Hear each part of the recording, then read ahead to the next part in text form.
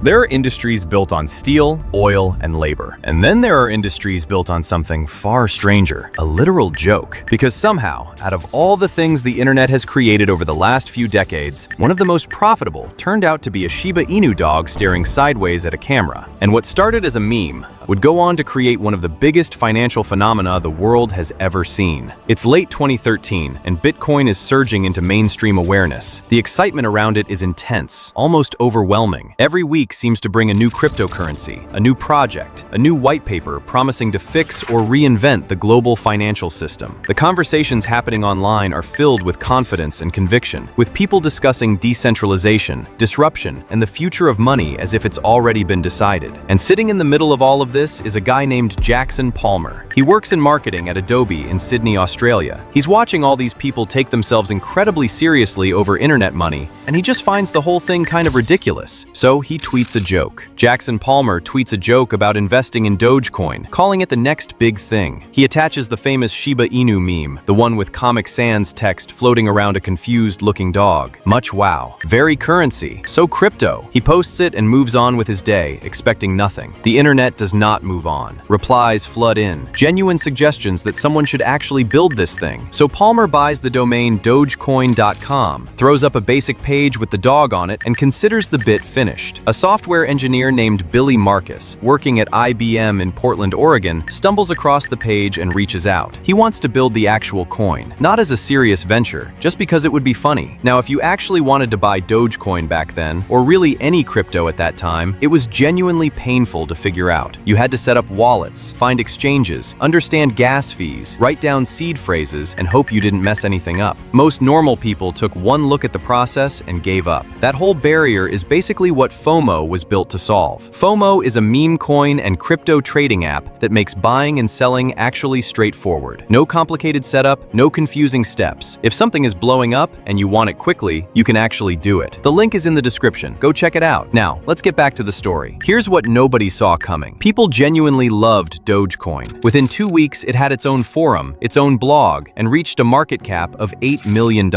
In the first month, the website got over 1 million visitors. The serious coins that Palmer had originally been making fun of were nowhere near those numbers. But the more interesting thing was the kind of community that formed around it. It didn't feel like the rest of crypto at all. No one was arguing about monetary policy. No one was writing angry threads about the banking system. It was just people having a good time with a joke that somehow kept going. The Dogecoin community raised enough money to send the Jamaican bobsled team to the 2014 Winter Olympics because they didn't have the funds to get there. They raised money for clean water projects in Kenya. People were tipping each other Dogecoin on Reddit just for posting something funny. It had this weirdly wholesome energy that didn't really exist anywhere else in the crypto world at the time. But through all of this, the coin itself was not worth even a fraction of a cent. And also, it stayed that way for a long time. By 2015, both creators had stepped away from Dogecoin. Palmer said he didn't like what the crypto world had become. Billy Marcus sold all his Dogecoin for about $10,000, roughly the price of a used car. He was the one who actually built it. Even after they left, Dogecoin didn't stop. No single person controls it. It kept going because the community wanted to keep it alive. Nothing much happened with Dogecoin for the next few years. It stayed quietly in the background with a small community, a very low price, and little attention from the outside world. And then 2020 arrived. The whole world shuts down because of COVID. Everyone is home. Everyone is online, and everyone is bored. This creates a very specific kind of internet energy that is hard to describe, but very easy to feel if you were online during that period. People had time, they had stimulus checks, and they were looking for something to do with both. Around this time, something unusual was happening online.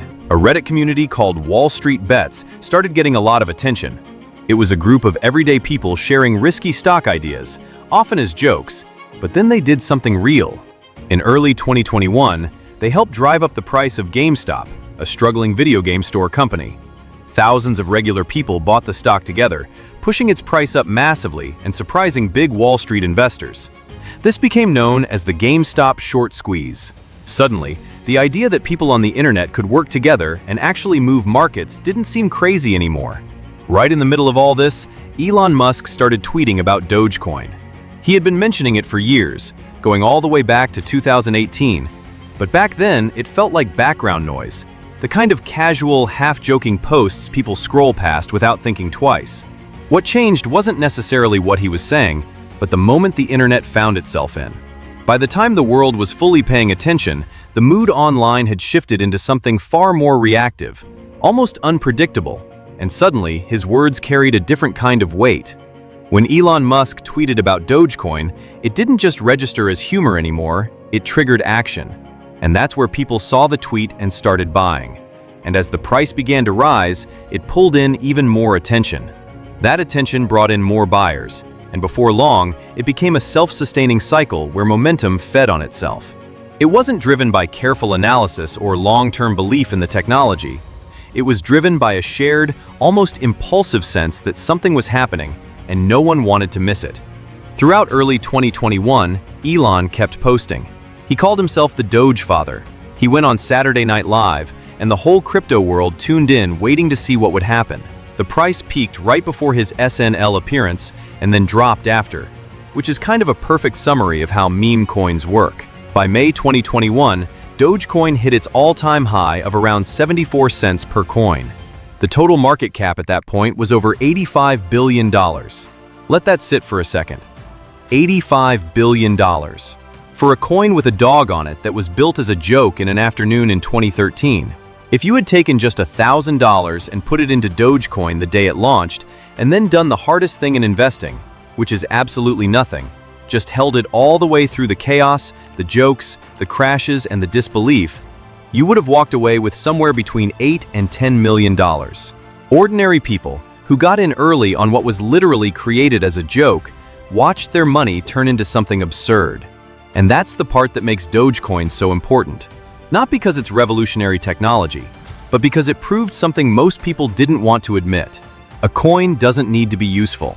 It doesn't need a groundbreaking idea, a serious team, or a complex white paper full of technical promises. None of that is required. What it really needs is attention, momentum, and most importantly, belief, all at the same time. Because in the end, the value wasn't built on fundamentals. It was built on people. And once enough people believe in the same thing at the same moment, that belief becomes the reality.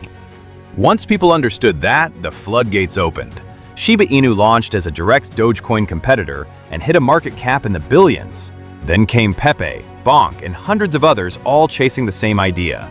The meme coin market became its own entire category of crypto, worth hundreds of billions of dollars collectively. All of it started with one joke tweet in 2013. Jackson Palmer has never really come back to crypto. He occasionally speaks out about it, and his view is pretty consistent. He thinks the space is mostly driven by hype, and that regular people tend to be the ones who lose money when things come crashing down. And look, he's seen how it works from the inside, so it's hard to completely dismiss what he's saying. But the people who made real money from Dogecoin weren't just lucky. A lot of them understood what they were actually buying into. They weren't buying a technology. They were buying into a community and a story at the right moment. That's a different thing, and it requires its own kind of judgment to get right. Billy Marcus eventually made his way back to Dogecoin after selling his original holdings. These days, he is still active online, still connected to the community, and pretty open about the whole journey. He often talks about how it all happened, building Dogecoin in a short amount of time, selling everything for around $10,000, then watching it grow into something worth tens of billions. Later on, he decided to buy back in, becoming part of the story once again. It is a strange but fascinating timeline when you think about it. Something that started as a lighthearted idea turned into a global phenomenon. Even now, more than 10 years later, Dogecoin is still running, still being traded, and still supported by a strong, active community. There is no one controlling it. It's the people who keep it going. And if this story got you curious about actually participating in this stuff, rather than just watching from the sidelines, don't forget to check out the FOMO app, link in the description. Thanks for watching.